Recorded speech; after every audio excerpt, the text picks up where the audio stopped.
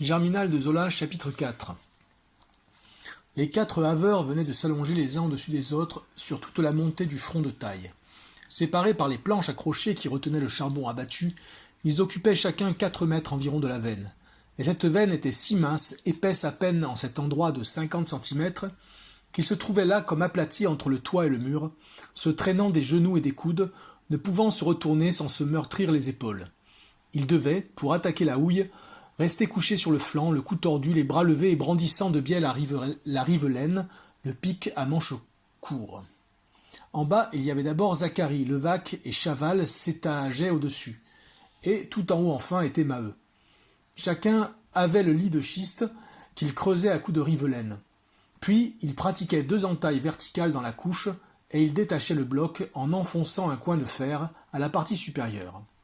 La houille était grasse, le bloc se brisait, roulait en morceaux le long du ventre et des cuisses. Quand ces morceaux retenus par la planche s'étaient amassés sous eux, les haveurs disparaissaient, murés dans l'étroite fente. C'était Maheu qui souffrait le plus. En haut, la température montait jusqu'à 35 degrés, l'air ne circulait pas, l'étouffement à la longue devenait mortel. Il avait dû, pour voir clair, fixer sa lampe à un clou près de sa tête, et cette lampe qui chauffait son crâne achevait de lui brûler le sang. Mais son supplice s'aggravait surtout de l'humidité. La roche, au-dessus de lui à quelques centimètres de son visage, ruisselait d'eau, de grosses gouttes continues et rapides, tombant sur une sorte de rythme entêté toujours à la même place. Il avait beau tordre le cou, renverser la nuque, elle battait sa face, s'écrasait, claquait sans relâche. Au bout d'un quart d'heure, il était trempé, couvert de sueur lui-même, fumant d'une chaude buée de lessive. Ce matin-là, une goutte s'acharnant dans son œil le faisait jurer. Il ne voulait pas lâcher son havage. Il donnait de grands coups qui le secouaient violemment entre les 2 roches, ainsi qu'un puceron pris entre 2 feuillets d'un livre, sous la menace d'un aplatissement complet. Pas une parole n'était échangée. Ils tapaient tous, on n'entendait que ces coups irréguliers voilés comme lointains. Les bruits prenaient une sonorité rauque, sans un écho dans l'air mort, et il semblait que les ténèbres fussent d'un noir inconnu, épaissis par les poussières volantes du charbon, alourdis par des gaz qui pesaient sur les yeux. Les mèches des lampes, sous leurs chapeaux de toile métallique, n'y mettaient que des points rougeâtres. On ne distinguait rien, la taille s'ouvrait, montait ainsi qu'une large cheminée plate et oblique, où la suie de 10 hivers aurait amassé une nuit profonde. Des formes spectrales s'y agitaient, les lueurs perdues laissaient entrevoir une rondeur de hanche, un bras noueux, une tête violente, barbouillée comme pour un crime. Parfois, en se détachant, luisaient des blocs de houille, des pans et des arêtes, brusquement allumés d'un reflet de cristal. Puis tout retombait au noir, les rivelaines tapaient à grands coups sourds, il n'y avait plus que le halètement des poitrines, le grognement de gêne et de fatigue sous la pesanteur de l'air et la pluie des sources. Zacharie, les bras mous d'une noce de la veille, lâcha vite la besogne, en prétextant la nécessité de boiser, ce qui lui permettait de s'oublier à siffler doucement, les yeux vagues dans l'ombre.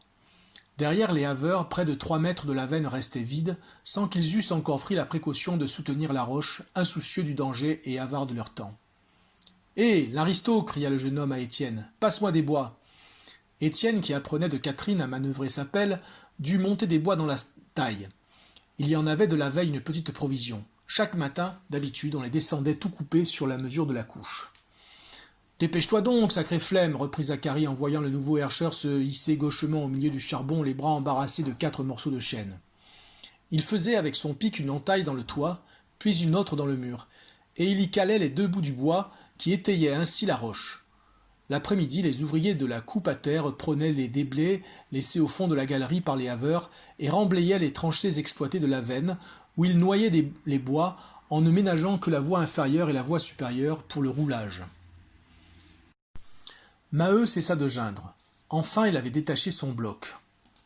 Il essuya sur sa manche son visage ruisselant, il s'inquiéta de ce que Zacharie était monté faire derrière lui. « Laisse donc ça, dit-il, nous verrons après déjeuner. Vaut mieux abattre si nous voulons avoir notre compte de berline. »« C'est que, répondit le jeune homme, ça baisse. Regarde, il y a une gerçure, j'ai peur que ça n'éboule. » Mais le père haussa les épaules. « Ah oui, chez Boulet, et puis ce ne serait pas la première fois, on s'en tirerait tout de même. » Et finit par se fâcher, il renvoya son fils au front de taille. Tous, du reste, se détiraient. Levaque, resté sur le dos, jurait, en examinant son pouce gauche, que la chute d'un grès venait d'écorcher au sang. Chaval furieusement enlevait sa chemise, se mettait le torse nu pour avoir moins chaud. Ils étaient déjà noirs de charbon, enduits d'une poussière fine que la sueur délayait, faisait couler en ruisseaux et en mares. Et Maheu recommença le premier à taper, plus bas, la tête au ras de la roche. Maintenant, la goutte lui tombait sur le front si obstinée qu'il croyait la sentir lui percer d'un trou les os du crâne. « Il ne faut pas faire attention, expliquait Catherine à Étienne. Il gueule toujours. » Et elle reprit sa leçon en fille obligeante. Chaque berline chargée arrivait au jour telle qu'elle partait de la taille, marquée d'un jeton spécial pour que le receveur pût la mettre au compte du chantier. Aussi devait-on avoir grand soin de l'emplir et de ne prendre que le charbon propre. Autrement, elle était refusée à la recette. Le jeune homme, dont les yeux s'habituaient à l'obscurité, la regardait, blanche encore avec son teint de chlorose. Et il n'aurait pu dire son âge, il lui donnait 12 ans, tellement elle lui semblait frêle. Pourtant, il la sentait plus vieille, d'une liberté de garçon, d'une effronterie naïve qui le gênait un peu. Elle ne lui plaisait pas, il trouvait trop gamine sa tête blafarde de Pierrot, serrée aux tempes par le béguin. Mais ce qui l'étonnait, c'était la force de cet enfant, une force nerveuse où il entrait beaucoup d'adresse. Elle emplissait sa berline plus vite que lui, à petits coups de pelle réguliers et rapides. Elle la poussait ensuite jusqu'au plan incliné, d'une seule poussée lente, sans accroc, passant à l'aise sous les roches basses. Lui se massacrait, déraillait, restait en détresse.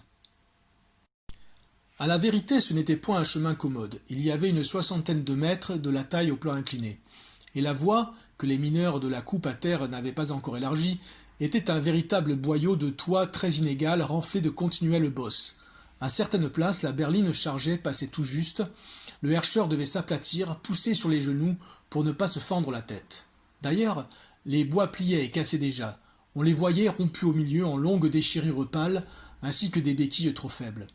Il fallait prendre garde de s'écorcher à ces cassures, et sous le lent écrasement qui faisait éclater les rondins de chêne gros comme la cuisse, on se coulait à plat ventre avec la sourde inquiétude d'entendre brusquement craquer son dos.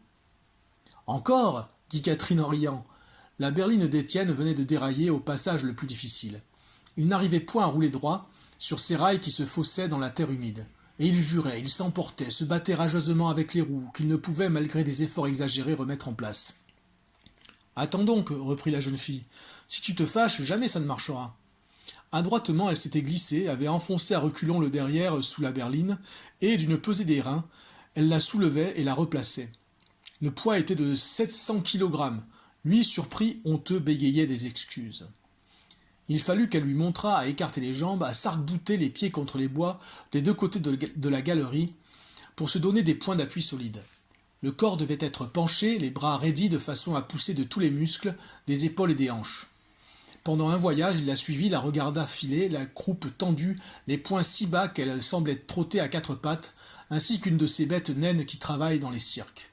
Elle suait, haletait, craquait des jointures, mais sans une plainte, avec l'indifférence de l'habitude, comme si la commune misère était pour tous de vivre ainsi ployé. Et il ne parvenait pas à en faire autant. Ses souliers le gênaient, son corps se brisait à marcher de la sorte, la tête basse. Au bout de quelques minutes, cette position devenait un supplice, une angoisse intolérable, si pénible qu'il se mettait un instant à genoux pour se redresser et respirer. Puis, au plan incliné, c'était une corvée nouvelle. Elle lui apprit à emballer vivement sa berline. En haut et en bas de ce plan, qui desservait toutes les tailles, d'un accrochage à un autre, se trouvait un galibot, le freineur en haut, le receveur en bas. Ces vauriens de 12 à 15 ans se criaient des mots abominables, et pour les avertir, il fallait en hurler de plus violents. Alors, dès qu'il y avait une berline vide à remonter, le receveur donnait le signal, la herscheuse emballait sa berline pleine, dont le poids faisait monter l'autre, quand le freineur desserrait son frein. En bas, dans la galerie du fond, se formaient les trains que les chevaux roulaient jusqu'au puits. « Ohé, sacré rosse !» criait Catherine dans le plan, entièrement boisé, long d'une centaine de mètres qui résonnait comme un porte-voix gigantesque. Les galibots devaient se reposer car ils ne répondaient ni l'un ni l'autre. À tous les étages, le roulage s'arrêta. Une voix grêle de fillette finit par dire « Il y en a un sur la mouquette, bien sûr !» Des rires énormes grondèrent, les herscheuses de toute la veine se tenaient le ventre. « Qui est-ce » demanda Étienne à Catherine. Cette dernière lui nomma la petite Lydie, une galopine qui en savait plus long et qui poussait sa berline aussi raide qu'une femme, malgré ses bras de poupée. Quant à la mouquette, elle était bien capable d'être avec les deux galibots à la fois. Mais la voix du receveur monta, criant d'emballer. Sans doute un porion passait en bas. Le roulage reprit au 9 étage, on n'entendit plus que les appels réguliers des galibots et que l'ébrouement des herscheuses arrivant au plan, fumantes comme des juments trop chargées. C'était le coup de la bestialité qui soufflait dans la fosse, le désir subit du mal, lorsqu'un mineur rencontrait une de ses filles à quatre pattes, les reins en l'air, crevant de ses hanches sa culotte de garçon. Et, à chaque voyage, Étienne retrouvait au fond l'étouffement de la taille, la cadence sourde et brisée des rivelaines, les grands soupirs douloureux des haveurs s'obstinant à leur besogne. Tous les quatre s'étaient mis nus, confondus dans la houille, trempés d'une boudoire jusqu'au béguin. Un moment, il avait fallu dégager Maheu qui râlait, ôter les planches pour faire glisser le charbon sur la voie. Zacharie et Levaque s'emportaient contre la veine qui devenait dure, disait-il, ce qui allait rendre les conditions de leur marchandage désastreuses. Chaval se tournait, restait un instant sur le dos à injurier Étienne, dont la présence décidément l'exaspérait. « Espèce de couleuvre! Ça n'a pas la force d'une fille! Et veux-tu remplir ta berline, hein? C'est pour ménager tes bras, nom de Dieu! Je te retiens les 10 sous si tu nous en fais refuser une !» Le jeune homme évitait de répondre, trop heureux jusque-là d'avoir trouvé ce travail de bagne, acceptant la brutale hiérarchie du manœuvre et du maître ouvrier. Mais il n'allait plus, les pieds en sang, les membres tordus de crampes atroces, le tronc serré dans une ceinture de fer. Heureusement, il était 10 heures et le chantier se décida à déjeuner. Maheu avait une montre qu'il ne regarda même pas. Au fond de cette nuit sans astre, jamais il ne se trompait de 5 minutes. Tous remirent leurs chemises et leurs vestes, puis, descendus de la taille, ils s'accroupirent, les coudes aux flancs, les fesses sur leurs talons, dans cette posture si habituelle aux mineurs, qu'ils la gardent même hors de la mine, sans éprouver le besoin d'un pavé ou d'une poutre pour s'asseoir. Et chacun, ayant sorti son briquet, mordait gravement à l'épaisse tranche, en lâchant de rares paroles sur le travail de la matinée. Catherine, demeurée debout, finit par rejoindre Étienne qui s'était allongé plus loin, en travers des rails, le dos contre les bois. Il y avait là une place à peu près sèche. « Tu ne manges pas » demanda-t-elle, la bouche pleine, son briquet à la main. Puis, elle se rappela ce garçon errant dans la nuit, sans un sou, sans un morceau de pain peut-être. « Veux-tu partager avec moi ?» Et, comme il refusait en jurant qu'il n'avait pas faim, la voix tremblante du déchirement de son estomac, elle continua gaiement. « Ah, si tu es dégoûté! Mais tiens, je n'ai mordu que de ce côté-ci, je vais te donner celui-là. » Déjà, elle avait rompu les tartines en deux. Le jeune homme, prenant sa moitié, se retint pour ne pas la dévorer d'un coup, et il posa les bras sur ses cuisses, afin qu'elle n'en vît point le frémissement. De son air tranquille de bon camarade, elle venait de se coucher près de lui à plat ventre, le menton dans une main, mangeant de l'autre avec lenteur. Leur lampe entre eux les éclairait. Catherine le regarda un moment en silence. Elle devait le trouver joli avec son visage fin et ses moustaches noires. Vaguement, elle souriait de plaisir. « Alors, tu es machineur, et on t'a renvoyé de ton chemin de fer ? Pourquoi ? » ?»« Parce que j'avais giflé mon chef. » Elle demeura stupéfaite, bouleversée dans ses idées héréditaires de subordination, d'obéissance passive. « Je dois dire que j'avais bu, continua-t-il, et quand je bois, cela me rend fou. Je mangerai les autres. Oui, je ne peux pas avaler 2 petits verres sans avoir le besoin de manger un homme. Ensuite, je suis malade pendant 2 jours. »« Il ne faut pas boire, dit-elle sérieusement. »« Ah, il n'est pas peur, je me connais. » Et il hochait la tête, il avait une haine de l'eau-de-vie, la haine du dernier enfant d'une race d'ivrognes qui souffrait dans sa chair de toute cette ascendance trempée et détraquée d'alcool, au point que la moindre goutte en était devenue pour lui un poison. « C'est à cause de maman que ça m'ennuie d'avoir été mis à la rue, dit-il, après avoir avalé une bouchée. Maman n'est pas heureuse, et je lui envoyais de temps en temps une pièce de 100 sous. Où est-elle donc, ta mère ? À Paris, blanchisseuse, rue de la Goutte d'Or. » Il y eut un silence. Quand il pensait à ces choses, un vacillement pâlissait ses yeux noirs, la courte angoisse de la lésion dont il couvait l'inconnu, dans sa belle santé de jeunesse. Un instant, il resta les regards noyés au fond des ténèbres de la mine. Et, à cette profondeur, sous le poids et l'étouffement de la terre, il revoyait son enfance, sa mère jolie encore et vaillante, lâchée par son père, puis reprise après s'être mariée à un autre, vivant entre les 2 hommes qui la mangeaient, roulant avec eux au ruisseau, dans le vin, dans l'ordure. C'était là-bas. Il se rappelait la rue, les détails lui revenaient. Le linge sale au milieu de la boutique, et des ivresses qui empuantissaient la maison, et des gifles à casser les mâchoires. « Maintenant, reprit-il d'une voix lente, ce n'est pas avec 30 sous que je pourrais lui faire des cadeaux. Elle va crever de misère, c'est sûr. » Il eut un haussement d'épaules désespéré, il mordit de nouveau dans sa tartine. « Veux-tu boire » demanda Catherine qui débouchait sa gourde. « Oh, c'est du café, ça ne te fera pas de mal. On étouffe quand on avale comme ça. » Mais il refusa, c'était bien assez de lui avoir pris la moitié de son pain. Pourtant elle insistait d'un air de bon cœur, elle finit par dire « Eh bien, je bois avant toi, puisque tu es si poli. Seulement, tu ne peux plus refuser à présent, ce serait vilain. » Et elle lui tendit sa gourde. Elle s'était relevée sur les genoux, il la voyait tout près de lui, éclairée par les deux lampes. Pourquoi donc l'avait-il trouvée laide? Maintenant qu'elle était noire, la face poudrée de charbon fin, elle lui semblait d'un charme singulier. Dans ce visage envahi d'ombre, les dents de la bouche trop grande éclataient de blancheur, les yeux s'élargissaient, luisaient avec un reflet verdâtre pareil à des yeux de chatte. Une mèche des cheveux roux, qui s'était échappée du béguin, lui chatouillait l'oreille et la faisait rire. Elle ne paraissait plus si jeune, elle pouvait bien avoir 14 ans tout de même. « Pour te faire plaisir, dit-il, en buvant et en lui rendant la gourde. Elle avala une seconde gorgée, le forçant à en prendre une aussi, voulant partager, disait-elle. Et ce goulot mince, qui allait d'une bouche à l'autre, les amusait. Lui, brusquement, s'était demandé s'il ne devait pas la saisir dans ses bras pour la baiser sur les lèvres. Elle avait de grosses lèvres d'un rose pâle, avivées par le charbon, qui le tourmentait d'une envie croissante. Mais il n'osait pas, intimidé devant elle, n'ayant eu à Lille que des filles, et de l'espèce la plus basse, ignorant comment on devait s'y prendre avec une ouvrière encore dans sa famille. « Tu dois avoir 14 ans alors, demanda-t-il après s'être remis à son pain. Elle s'étonna, se fâcha presque. « Comment 14 Mais j'en ai 15. C'est vrai, je ne suis pas grosse. Les filles chez nous ne poussent guère vite. » Il continua à la questionner, elle disait tout, sans effronterie ni honte. Du reste, elle n'ignorait rien de l'homme ni de la femme, bien qu'il la sentît vierge de corps et vierge enfant, retardée dans la maturité de son sexe par le milieu de mauvais airs et de fatigue où elle vivait.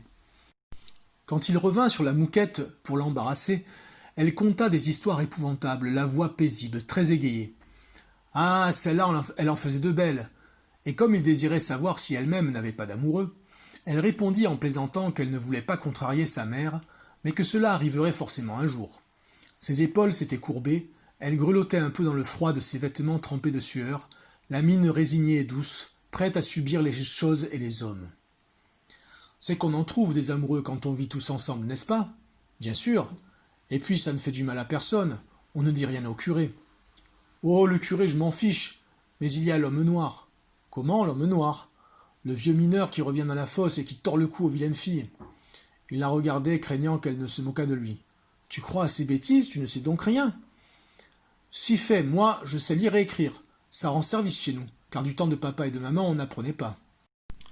Elle était décidément très gentille. Quand elle aurait fini sa tartine, il la prendrait et la baiserait sur ses grosses lèvres roses. C'était une résolution de timide, une pensée de violence qui étranglait sa voix. Ses vêtements de garçon, cette veste et cette culotte sur cette chair de fille l'excitaient et le gênaient. Lui avait avalé sa dernière bouchée. Il but la gourde, la lui rendit pour qu'elle la vidât. Maintenant le moment d'agir était venu, et il jetait un coup d'œil inquiet vers les mineurs, au fond, lorsqu'une ombre boucha la galerie. Depuis un instant, Chaval debout les regardait de loin. Il s'avança, s'assurant que Maheu ne pouvait le voir, et, comme Catherine était restée à terre sur son séant, il l'empoigna par les épaules, lui renversa la tête, lui écrasa la bouche sous un baiser brutal, tranquillement, en affectant de ne pas se préoccuper d'Étienne. Il y avait dans ce baiser une prise de possession, une sorte de décision jalouse. Cependant, la jeune fille s'était révoltée. « Laisse-moi, entends-tu » Il lui maintenait la tête, il la regardait au fond des yeux. Ses moustaches et sa barbiche rouge flambaient dans son visage noir au grand nez en bec d'aigle.